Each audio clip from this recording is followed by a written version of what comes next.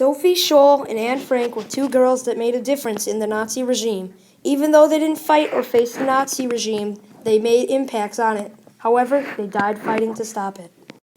Anne Frank was born on June 12, 1929. She died sometime in March 1945 at Bergen-Belsen, a Nazi death camp. Her father was named Otto Frank, and her mother was Edith Hollander Frank. She had a sister named Margot Frank. A quote from Anne Frank is, "No one has ever become poor by giving." Anne Frank hid in an attic in her house with 4 other Jews.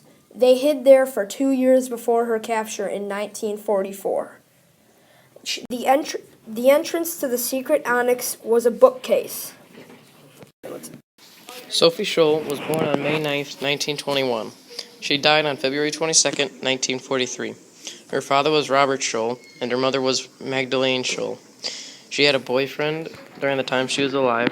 Her siblings were Hans, Inge, Werner, and Elizabeth. Her family moved around a lot before finally settling in Ulm.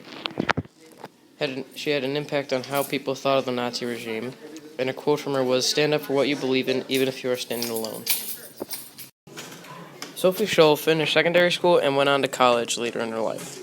She worked to stop the Nazi regime at the university. She helped form the White Rose resistance group, which went against Hitler's ideologies. She was a distributor for the leaflets, and her brother Hans was a great help for the resistance. Willie Graff was one of the people beheaded but did not give up any of the others in the group.